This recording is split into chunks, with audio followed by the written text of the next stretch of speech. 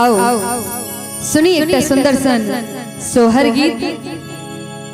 उपनयन हुआ चाहे मूरन हुआ, ओई में सोहर खिलौना नहीं हुआ ता आनंद नहीं आवे छे। आओ सुनी सुंदर सन सोहर गीत। की के हो तुलसी के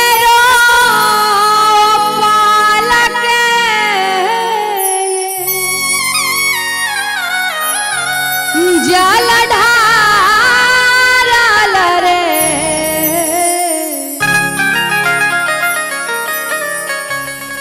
की के हो तुलसी के रोपाल के जल ढारल रे रे लाला रे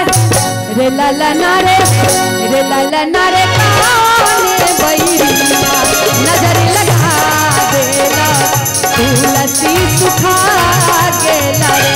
रे लाला रे काने बैरिया नजर लगा देला तुलसी सुखा गेला रे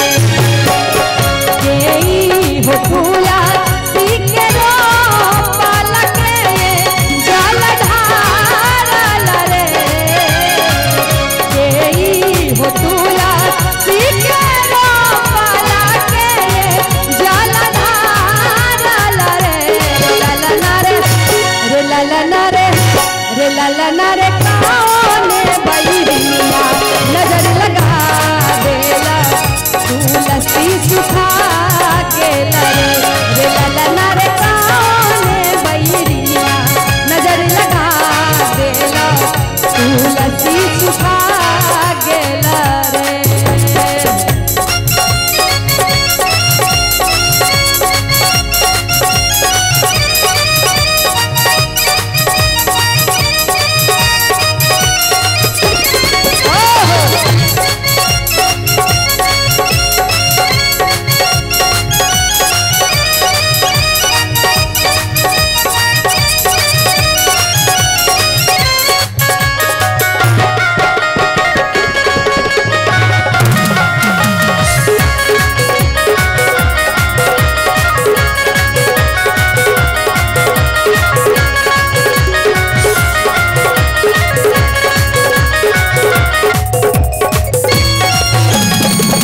सासु मोरा तुलसी के रोपाल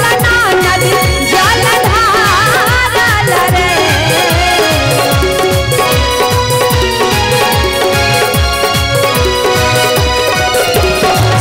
सासु मोरा तुलसी के रोपाल नजर जल ढारल रे